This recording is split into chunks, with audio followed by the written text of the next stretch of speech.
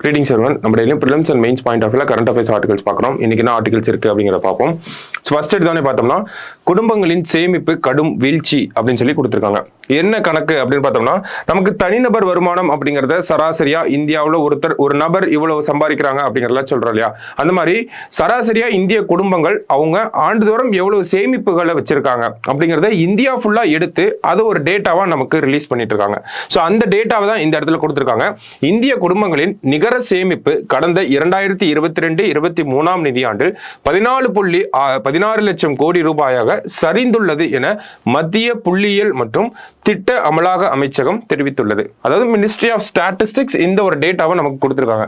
அப்ப இந்த இடத்துல முக்கியமான வார்த்தை சரிந்துள்ளது அப்படிங்கறது கொடுத்திருக்காங்க. இப்ப சரிஞ்சிருக்கு, டிக்ளைனிங் பாத்ல இருக்கு அப்படின்னா நமக்கு குடும்பங்களோட பொருளாதார நிலையை பத்தி தான் இந்த இடத்துல சொல்ல வராங்க. இப்போ ஒரு குடும்பத்தோட பொருளாதார நிலையில இன்கம் அப்படிங்கிறது கம்மியாயிருச்சுன்னா சேவிங்ஸ் அப்படிங்கிறது கம்மியாகும். அப்படி இல்லை அப்படின்னா எக்ஸ்பெண்டிச்சர் அப்படிங்கிறது அதிகமாச்சுன்னா அவங்களோட சேவிங்ஸ் கம்மியாகும். ஸோ அப்போ அந்த மாதிரியான விஷயங்கள் எல்லாம் நம்ம இந்த இடத்துல ரிலேட் பண்ண முடியும். அப்போ சரிஞ்சிருக்குன்றத இந்த இடத்துல சொல்றாங்கன்னா அப்போ இதுக்கு முன்னாடிலாம் எப்படி இருந்துச்சு அதையும் கொடுத்துருக்காங்க. என்ன அப்படின்னு பார்த்தோம்னா 2020-21 நிதியாண்டுல 23 லட்சமா இருந்தது அந்த ஒரு சேமிப்புகள் அப்படிங்கிறது 23 லட்சம் கோடி ரூபாயாக இருந்துச்சு. அடுத்தது பார்த்தோம்னா நமக்கு அதுவே 13 லட்சம் 17 லட்சங்களாக வந்திருக்கும். அது இந்த இடத்துல நமக்கு தெரிவிக்கல. 17 லட்சத்திலிருந்து இப்போ 14 லட்சமாக வந்திருக்கு. ஓகேங்களா, 14 லட்சம் கோடி ரூபாயா வந்திருக்கு. ஸோ அப்போ ஒரு சரிவு நிலையை இந்த குடும்பங்களோட சேமிப்பு அப்படிங்கிறது பார்த்துட்டே வராங்க. ஓகேங்களா, ஸோ 2017-18 இருந்து எடுக்கிறப்ப பார்த்தோம்னா நமக்கு 13, 14, 15 கோடியா இன்க்ரீஸ் ஆனது 23 கோடியா பீக்ல எங்க வந்திருக்குன்னா 2020-21. அதுக்கப்புறமா மறுபடியும் ஒரு சரிவு நிலையை நம்ம சந்திக்கிறோம். ஏன் அப்படின்னு பார்த்தோம்னா இந்த 2020-21 கொரோனா காலகட்டம் லாக்டவுன் அப்படிங்கிற ஒரு விஷயம் இருந்துச்சு. அப்ப வேலைகளுக்கு மக்கள்னால அதிகமாக செல்ல முடியல. ஓகேங்களா, ஒரு 1.5 வருஷத்துக்கிட்ட வீட்டிலேயே முடக்கப்பட்ட சூழ்நிலை தான் இருந்துச்சு.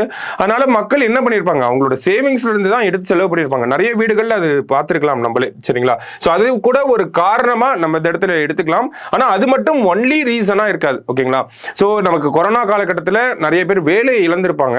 அதனால என்ன ஆகுதுன்னா மறுபடியும் வேலை இழந்துட்டாங்க. இருக்கக்கூடிய சேவிங்ஸை வச்சு தான் குடும்பங்களை நடத்தியிருப்பாங்க. மறுபடியும் அவங்க முன்னாடி வாங்கின சம்பளத்துக்கு வேலை கிடைக்காம இருந்திருக்கலாம். அந்த மாதிரி நிறைய காரணங்களை நம்ம சொல்லலாம். சரிங்களா, சோ அதுதான் இந்த இடத்துல ஒரு டேட்டாவா நமக்கு கொடுத்திருக்காங்க. அதே மாதிரி குடும்பங்கள் எதுல முதலீடு செய்யறாங்க அப்படிங்கறதையும் நமக்கு கொடுத்திருக்காங்க. ஓகேங்களா, சோ இதெல்லாம் இந்த டேட்டா மைண்ட்ல நமக்கு அவ்வளவு இம்பார்ட்டன்ட் கிடையாது. எதுதான் நமக்கு முக்கியம் அப்படின்னா இந்த ஒரு டேட்டா இருக்கு இல்லையா, குடும்பங்களோட சேமிப்பு எப்படி கம்மியாயிருக்கு, எந்த ஒரு கிராஃப் இன்க்ரீஸ் ஆகிட்டே இருந்தது திடீர்னு ஒரு டிக்ளைனிங் பாத்துல இருக்கு. அப்ப அடுத்த வருஷம் இன்க்ரீஸ் ஆகுமா டிக்ரீஸ் ஆகுமா அந்த மாதிரியான ஒரு எதிர்பார்ப்புகள் நம்ம கிட்ட கிரியேட் ஆயிருக்கு. சரிங்களா, சோ அப்ப குடும்பங்களோட இப்போது இந்த வருஷத்துக்கான அந்த சேமிப்பு அப்படிங்கிறது எப்படி இருக்குன்னா இந்தியா ஃபுல்லா சராசரியா பாக்குறப்ப 14.16 லட்சம் கோடியாக இருக்கு அப்படிங்கிற ஒரு டேட்டாவை நம்ம தெரிஞ்சுக்கிறோம். சரிஞ்சு ஒரு ஸ்லைடிங் பாத்துல இருக்கு அப்படிங்கறத நம்ம தெரிஞ்சுக்கிறோம். ஓகேங்களா, ஸ்டேட்மெண்ட்லயே கூட கொடுக்கலாம், ஒரு ஸ்லைடிங் பாத்துல இருக்கு இல்ல ஒரு இன்க்ரீசிங் ட்ரெண்ட்ல இருக்கு. இப்ப பார்த்தோம்னா 16 லட்சத்துல இருக்கும் அப்படிங்கறத கொடுக்கலாம். அப்ப கரெக்டான ஸ்டேட்மெண்ட்டை நம்ம கண்டுபிடிக்கிற மாதிரி கூட இருக்கும். சரிங்களா, ஸோ அதான் முதல் நியூஸ்ல கொடுத்துருந்தாங்க. அடுத்தது பார்த்தோம்னா தேர்தலில் போட்டியின்றி தேர்வு. அதாவது முகேஷ் தலால் அப்படிங்கிற ஒரு வேட்பாளர் மக்களவை தேர்தலில் போட்டியின்றி தேர்ந்தெடுத்திருக்கார். ஓகேங்களா, ஸோ ரொம்ப நாள் கழிச்சு இந்த ஒரு விஷயம் அப்படிங்கிறது நடந்திருக்கு. அப்போ இந்த போட்டியின்றி தேர்வு அன்அப்போஸ்ட் அப்படின்னா என்னங்கிறத கொடுத்துருக்காங்க. தேர்தலில் ஒரு வாக்கு கூட பதிவாகாமல் ஒரு வேட்பாளர் வெற்றி பெற்றதாக அறிவிக்கப்படுவது போட்டியின்றி தேர்வு என குறிப்பிடப்படுகிறது.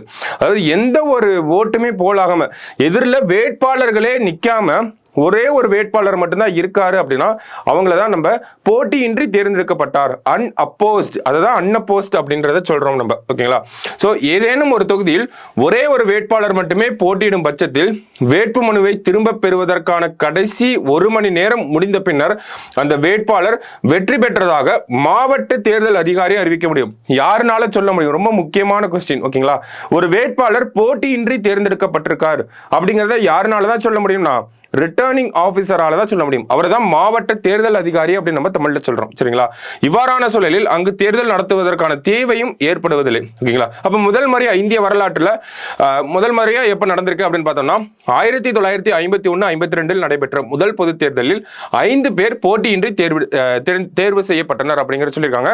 ஸோ ஃபர்ஸ்ட் 5 பேரா இருந்தது. இந்த எலெக்ஷன் வரப்போ 18வது லோக்சபா வரப்போ முகேஷ் தலால் அப்படிங்கிறவர் 35வது நபராக இருந்தார். ஓகேங்களா, போட்டியின்றி மக்களவைக்கு தேர்ந்தெடுக்கப்பட்ட 35வது நபர் யாருன்னா முகேஷ் தலால், சூரத் தொகுதியை சேர்ந்தவங்க. அதுக்கப்புறமா இந்தோர் அப்படிங்கிற மத்திய பிரதேசத்தில் இருக்கக்கூடிய இந்தோர் தொகுதியில சங்கர் லால்வானி அப்படிங்கிறவரும் போட்டியின்றி தேர்ந்தெடுக்கப்பட்டிருக்காரு. சமீபத்தில் தான் அதுவும் நடந்திருக்கு. ஸோ அவர் பார்த்தீங்கன்னா 36வது வேட்பாளராக இருக்காரு. அப்போ ரொம்ப வருஷங்கள் கழிச்சு ஒரே தேர்தலில் 2 வேட்பாளர்கள் வந்து போட்டியின்றி தேர்ந்தெடுக்கப்பட்டிருக்காங்க. அதே மாதிரி இந்த ஒரு 2 மாசத்திலே பார்த்தோம்னா அருணாச்சல் பிரதேசலையும் நமக்கு இந்த சட்டமன்ற தேர்தல் அப்படிங்கிறது நடக்குது. அந்த அருணாச்சல் பிரதேச சட்டமன்ற தேர்தலில் கிட்டத்தட்ட 10 வேட்பாளர்கள் வந்து நமக்கு போட்டியின்றி தேர்ந்தெடுக்கப்பட்டிருக்காங்க. போட்டியின்றி ஒரு வேட்பாளர் தேர்ந்தெடுக்கப்படுறது அப்படிங்கிறது ஜனநாயகத்தோட ஸ்திரத்தன்மையை குறைக்கிறதா இருக்கும். ஓகேங்களா? டெமோக்ரஸி அப்படிங்கிறது அந்த இடத்துல இல்லை. ஆப்போசிஷனே இல்லாதப்போ மக்கள்னால அந்த இடத்துல வாக்களிக்கக்கூடிய உரிமையே பறிபோகுது. ஓகேங்களா? இருந்தாலும் நம்ம கேட்கலாம், நோட்டா அப்படிங்கிற ஒரு ஆப்ஷன் இருக்கு, ஒரு வேட்பாளர் ஒரு நோட்டா வச்சு நமக்கு தேர்தல் நடத்தலாமே அப்படிங்கிறத சொல்லலாம். இருந்தாலுமே நோட்டாவுக்கு வந்து எந்த ஒரு அதிகாரமும் இல்லாதனால தான் இந்த ஒரு தேர்தல் அப்படிங்கிறது நடக்காம போட்டியின்றி வேட்பாளர்கள் தேர்ந்தெடுக்கப்படுறாங்க அப்படிங்கிறத சொல்லலாம். ஸோ இன்னமும் நிறைய பொலிட்டிக்கல் ஆக்டிவிஸ்ட்னு சொல்லுவாங்க இல்லையா, அவங்கெல்லாம் என்ன சொல்றாங்க அப்படின்னா மக்களுடைய அதிகாரத்தை பறிக்கும் வகையில் இருக்கு, வாக்களிக்கும் அதிகாரத்தை பறிக்கும் வகையில் இருக்கு இந்த போட்டியின்றி தேர்ந்தெடுக்கக்கூடிய அந்த முறை அப்படிங்கிறது. என்ன உரிமையை பறிக்குது அப்படின்னு பார்த்தோம்னா, நான் நோட்டாவுக்கு ஓட்டு போடக்கூடிய அந்த ஒரு உரிமையை எனக்கு தேர்தல் ஆணையம் இந்த ஒரு போட்டியின்றி வேட்பாளர்களை தேர்ந்தெடுக்கிறது மூலமா எடுத்துடுறாங்க அப்படிங்கிற ஒரு குற்றச்சாட்டுகளையும் வச்சுட்டு தான் இருக்காங்க. ஓகேங்களா? ஸோ அந்த மாதிரியான தகவல்களை தான் இந்த இடத்துல நமக்கு கொடுத்துருக்காங்க. அடுத்தது, இந்தியாவுக்கான புதிய சீன தூதராக யாரை நியமனம் பண்ணியிருக்காங்க அப்படிங்கிற ஒரு செய்தி, ரொம்ப சின்ன செய்தி தான். ஓகேங்களா? ஜூ ஃபெய்ஹாங் அப்படிங்கிறவர் தான் அந்த நாட்டிலிருந்து இந்தியாவோட சீன தூதராக அப்பாயின்ட் பண்ணியிருக்காங்க. ஸோ 2022 கடைசியாக இருந்தவர் ரிட்டையர் ஆயிருப்பாரு. அதுக்கப்புறமா யாரையும் அப்பாயிண்ட் பண்ணாம இருந்த அந்த ஒரு சூழல்ல இப்போ ஒருத்தரை அப்பாயிண்ட் பண்ணிருக்காங்க. யாரு அப்படின்னா ஜூ ஃபெய்ஹாங் அப்படிங்கிறவர் தான். ஓகேங்களா? ஸோ அவரை பத்தின டேட்டாஸ் தான் நமக்கு கொடுத்துருக்காங்க. ஸோ கடைசியா, இந்திய சராசரி அளவை விட ஜெட் வேகத்தில் வளரும் தமிழ்நாடு பொருளாதாரம் அப்படிங்கறத கொடுத்துருக்காங்க. ஸோ தமிழக அரசாங்கத்தோட பொருளாதார நிலையை ஸ்டடி பண்றதுக்காக ஒரு 2 பேரை ஸ்டடி பண்ண சொல்லியிருப்பாங்க. மெட்ராஸ் ஸ்கூல் ஆஃப் எக்கானமிக்ஸ் அப்படின்னு சொல்லக்கூடிய அங்க யார் யார் அப்படின்னு பார்த்தோம்னா நமக்கு சி ரங்கராஜன் மற்றும் சண்முகம் அப்படின்னு சொல்லக்கூடிய 2 பேரை வந்து கமிஷன் பண்ணியிருப்பாங்க. 2 பேரை வந்து ஸ்டடி பண்ணுங்க அப்படின்னு சொல்லியிருப்பாங்க. யார் சொல்லியிருப்பாங்க அப்படின்னு பார்த்தோம்னா நம்மளோட ஸ்டேட் ஃபினான்ஸ் டிபார்ட்மெண்ட் தான் வந்து சொல்லியிருப்பாங்க. ஸோ அவங்களோட ஆய்வறிக்கையில் என்ன ஒரு முடிவுகளுக்கு வந்திருக்காங்க அப்படின்னு பார்த்தோம்னா, தமிழகத்தோட பொருளாதாரம் அப்படிங்கிறது நல்ல ஒரு வேகத்தில் வளர்ந்துட்டு இருக்கு. இந்தியாவோட பொருளாதாரத்தோட வளர்ச்சியை விட தமிழகத்தின் பொருளாதார வளர்ச்சி அப்படிங்கிறது அதிகமாகவே இருக்கு. கண்டிப்பா நம்ம இந்த ஒரு வருஷம் இல்ல அடுத்த வருஷத்துக்குள்ள டபுள் டிஜிட்ல போயிடும். நம்மளோட பொருளாதார வளர்ச்சி அப்படிங்கிறது டபுள் டிஜிட்ல போயிடும். குறிப்பா பார்த்தோம்னா 2024-25 நடந்துட்டு இருக்கக்கூடிய இந்த நிதியாண்டுல தமிழகத்தோட வளர்ச்சி அப்படிங்கிறது 8% 10% இருக்கும் அப்படிங்கறத சொல்லியிருக்காங்க. இது இந்தியாவோட வளர்ச்சியா இருக்கக்கூடிய 7.3% அதிகமாக இருக்கு அப்படிங்கறத சொல்லியிருக்காங்க. அதே மாதிரி பார்த்தோம்னா இந்தியாவோட ஜிடிபில தமிழகத்தோட கான்ட்ரிபியூஷன் அப்படிங்கிறது சராசரியா 8% இருந்துட்டே வருது அப்படிங்கறத சொல்றாங்க. அதே மாதிரி பார்த்தோம்னா தமிழ்நாடு ஜிடிபி வைஸ் பார்க்கறப்ப இந்த கிராஸ் ஸ்டேட் டொமஸ்டிக் ப்ராடக்ட் அப்படின்னு சொல்லுவாங்க இல்லையா, மொத்த மாநில உள்நாட்டு உற்பத்தி அப்படிங்கறத சொல்லுவாங்க. ஸோ அந்த கிராஸ் ஸ்டேட் டொமஸ்டிக் ப்ராடக்ட் வச்சு பார்க்கறப்ப தமிழ்நாடு வந்து 2வது வளமான மாநிலம். ஓகேங்களா? பணக்கார மாநிலமா இருக்கும். செகண்ட் வெல்த்தியஸ்ட் ஸ்டேட் அப்படின்னு சொல்றாங்க. ஓகேங்களா? ஸோ இதெல்லாம் தான் நம்ம அந்த ஒரு தகவல்களா நமக்கு கொடுத்திருப்பாங்க. மற்றபடி பார்க்கறப்ப தமிழகத்தோட பொருளாதாரத்தை பின்னோக்கியில் இருந்து நமக்கு எடுத்துட்டு வந்திருப்பாங்க. ஓகேங்களா? அதாவது பார்த்தோம்னா 2006-11 இருந்து எடுத்துட்டு வந்திருப்பாங்க. ஸோ 2006 இருந்து 2011 வரைக்கும் தமிழகத்தோட வளர்ச்சி விகிதம் அப்படிங்கிறது 10.3% இருந்திருக்கும். அதுக்கப்புறமா இப்போ வரைக்கும் பார்த்தோம்னா ஒரு 6.2% இருக்கு. அப்ப அங்க 10% இருந்தது 6% ஏன் மாறி இருக்கு அப்படின்னு பார்த்தோம்னா, அந்த இடத்துல இந்த ஜிஎஸ்டி ஜிடிபி கால்குலேஷன்ல மத்திய அரசாங்கம் ஒரு சில முறைகள்ல மாற்றம் பண்ணியிருந்தாங்க. ஒரு சில ஃபார்முலாஸ் சேஞ்ச் பண்ணிருப்பாங்க. அதனாலதான் நம்மளோட வளர்ச்சி விகிதம் அப்படிங்கிறது அந்த இடத்துல குறைவா காணப்பட்டிருக்கு. இது மற்ற மாநிலங்களுக்கும் பொருந்தும். அப்ப இந்த இடத்துல தமிழ்நாடு மட்டுமே குறைவான பொருளாதார வளர்ச்சியில இல்ல. கடந்த ஒரு 7-8 ஆண்டுகளா மற்ற மாநிலங்களும் குறைவான வளர்ச்சியில தான் இருக்காங்க. இருப்பினும் தமிழ்நாடோட வளர்ச்சி அப்படிங்கிறது மற்ற மாநிலங்களோட கம்பேர் பண்றப்ப நல்லாவே ஒரு ரேட்ல வளர்ந்துட்டு இருக்கோம் அப்படிங்கறத சொல்றாங்க.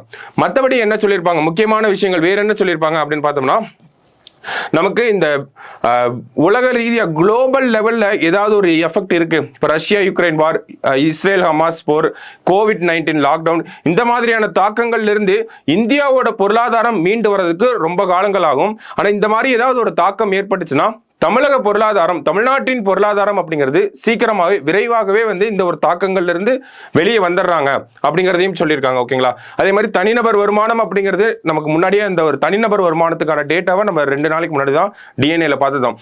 தமிழ்நாட்டோட ஆவரேஜ் வந்து 2.3 லட்சமா இருக்கு. இந்தியாவோட ஆவரேஜோட அதிகமா நம்ம இருக்கோம். அதே மாதிரி தமிழ்நாட்டில் இருக்கக்கூடிய மாவட்டங்களை எடுத்து பார்த்தோம்னா திருவள்ளூர் அப்படின்னு சொல்லக்கூடிய அந்த மாவட்டம் 3.6 லட்சம் தனிநபர் வருமானம் வச்சிருக்காங்க. இதே கடைசியில யார் இருக்காங்க அப்படின்னு பார்த்தோம்னா பெரம்பலூர் இருக்காங்க. 1.04 லேக் தான் அவங்களோட தனிநபர் வருமானமா இருக்கு. அப்ப தமிழ்நாட்டோட தனிநபர் வருமானத்தோட சராசரி பார்த்தோம்னா 2.34 லேக் அப்படிங்கறத நம்ம சொன்னோம். அதுக்கு கீழே தமிழ்நாட்டின் சராசரியை விட நமக்கு அந்த தமிழ்நாட்டின் சராசரியோட ஒரு 19 மாவட்டங்கள் கம்மியான தனிநபர் வருமானம் வச்சிருக்காங்க.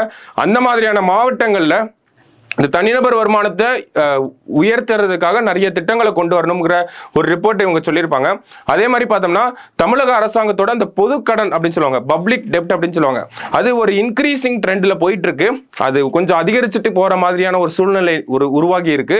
ஸோ அந்த பப்ளிக் டெப்ட் அப்படிங்கிறத கம்மி பண்ணணும் அப்படிங்கிற மாதிரியான விஷயங்கள்லாம் இவங்களோட அறிக்கையில வந்து நமக்கு கொடுத்துருப்பாங்க. சரிங்களா? ஸோ இதுதான் இந்த கடைசி ஆர்டிக்கல்ல நம்ம பார்த்த விஷயங்களா இருக்கு. ஓகேவா? ஸோ பார்த்தோம்னா நமக்கு எக்கனாமிக்ஸ் ரிலேட்டடாவே 2-3 ஆர்டிக்கல் வந்திருக்கு. குரூப் குரூப் 2 எக்ஸாம்ல எல்லாம் எக்கனாமிக்ஸ் ரிலேட்டடா நிறைய அந்த எக்கனாமிக்ஸ் சப்ஜெக்டே கரண்ட் அஃபேர்ஸோட லிங்க் பண்ணி தான் கேட்பாங்க. ஸோ அதனால எல்லா டேட்டாஸையும் நல்லா பார்த்து வச்சுக்கோங்க. நம்ம நாளைக்கு டிஎன்ஏல மீட் பண்ணலாம். தேங்க்யூ.